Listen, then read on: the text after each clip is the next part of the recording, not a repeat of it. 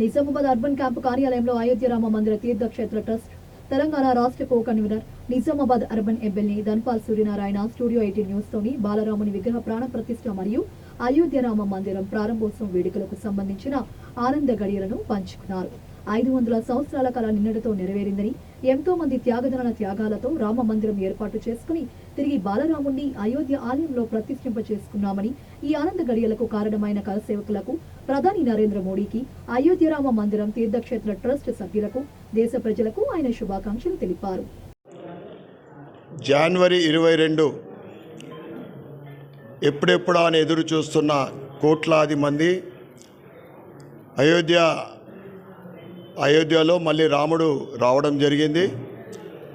అయోధ్యలో బాలరాముడి ప్రాణ ప్రతిష్ఠ సందర్భంగా నిన్నటి రోజు ఏదైతే దేశమంతా దీపావళి, ఎక్కడ చూస్తే అక్కడ ప్రతి నగరంలో, వీధులలో, ప్రతి ఆలయంలో ఒక పండుగ.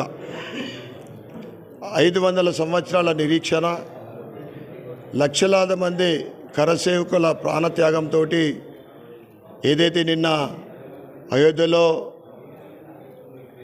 ఆ ప్రతిష్ఠా కార్యక్రమం మనమందరము చూడడం జరిగింది. నిజంగా మనమందరం కూడా అదృష్టవంతులం. ఈ తరం వాళ్ళందరూ కూడా ఇందూరు నగరంలో కూడా నగరమంతా కూడా పండుగ.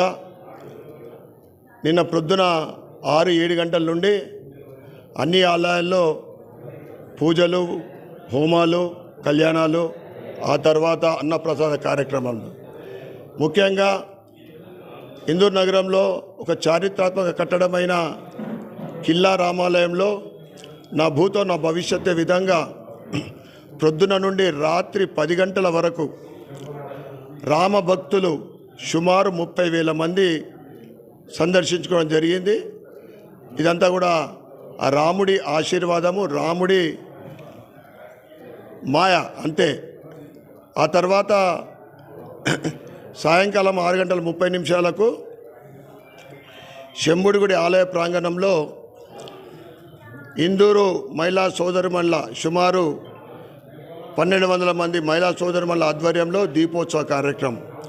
అది కూడా శంభుడిగుడి ఆలయ గత 50 సంవత్సరాల చరిత్రలో అద్భుతమైన కార్యక్రమం జరిగింది. ఈ సందర్భంగా ఇందూరు నియోజకవర్గ ప్రజలకు, సోదరిమణులందరికీ కూడా భారతీయ జనతా పార్టీ తరఫు నుండి శుభాకాంక్షలు, శుభాభినందనలు. జై శ్రీరామ్. భారత్ మాతా కీ జై.